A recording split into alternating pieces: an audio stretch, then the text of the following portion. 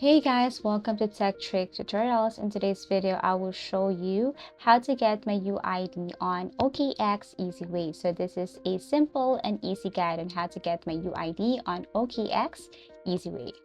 So step one, you have to open the OKX app or website. Open the OKX app on your phone or visit the OKX website and log into your account. Step 2, log into your account. Make sure you're logged into your OKX account using email address, phone number, or other credentials. Step 3, access your profile or account settings. On the mobile application, tap on your profile icon in the top left or right corner depending on your app version. Go to your account info or settings. Look for your UID at the top of the page, usually next to your email or username. Step 4, copy your UID. Once you see your UID, you can copy it for any purpose like customer support, verification, or other uses within OKX.